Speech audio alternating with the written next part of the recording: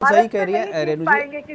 बिल्कुल, हमारे साथ अजय वर्मा जी कांग्रेस की तरफ से हमारे साथ स्टूडियो में अजय वर्मा जी जुड़ गए हैं। सबसे पहले मैं अजय जी का स्वागत करता हूं और सबसे उनसे सवाल भी मैं पूछना चाहूँगा। अजय जी, आप देर से आए हैं। जो चर्चा चल रही थी, हम ये बात कर रहे थे कि विश्व युद्ध अगर होता है, जो अभी सिचुएशन भारत और चाइना के बीच में जिस तरीके से तनाव चल रहा है, अगर ये तनाव होता है और विश्व युद्ध की स्थिति बनती है, और आज जो IOC में जो हुआ है और जिस तरीके से इस्लामिक संगठन जो है वो भारत के खिलाफ कश्मीर के मुद्दे को आपातकालीन बैठक में डिस्कस किया, उससे लगता है कि विश्व युद्ध होता है यदि, तो धर्म के नाम पे जो है देशों की गुटबाजी जो है वो हो जाएगी। इस पे हम लोग चर्चा कर रहे थे, मैंने आपको ब्रीफ कर दिया। लेकिन जो सवाल मेरा आपसे ये है कि जब बात देश की आती है, जब बात राष्ट्र की आती है, तो देश के भीतर की जो पार्टियां हैं, विपक्ष हो चाहे पक्ष हो, छोटी पार्टियां हो या बड़ी पार्टियां हो, सबको मिलजुल करके एकजुट होकर के देश के साथ खड़ा होना चाहिए। लेकिन कांग्रेस के साथ जो है ये चीज़ नहीं हो रही। अभी जब चाइना का मामला आया है तो लगातार कांग्रेस जो है सरकार पे हमलावर हो रही है।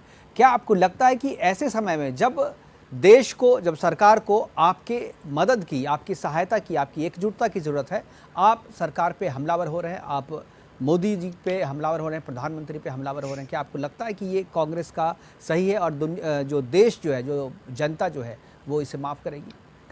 देखिए, अगर सवाल पूछना लोकतंत्र में, तो फिर आप अपने यहाँ हिंदुस्तान का नियम बदल दीजिए या तानाशाही लागू कर दीजिए, कोरिया की तरह और चाइना की तरह। लोकतंत्र में 137 करोड़ लोग, लोकतंत्र में वो कर्नल बी संतोष और 20 जवानों के घर वाले, और सब लोग पूछेंगे कि आखिर ये शहादत हुई तो कैसे हुई।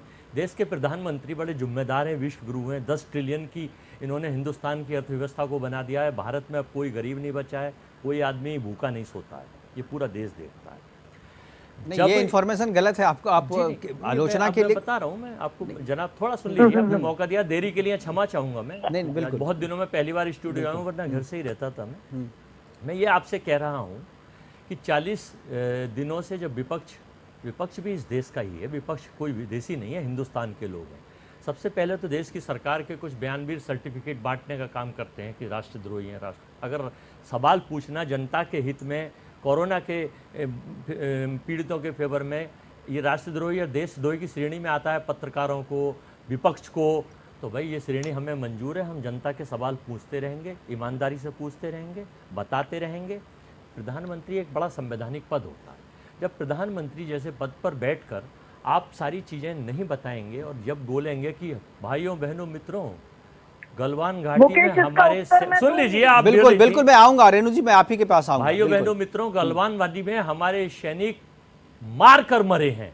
अरे भाई, कैसे प्रधानमंत्री के पद पर हैं? शहादत को आप मार के मरे कह रहे हैं?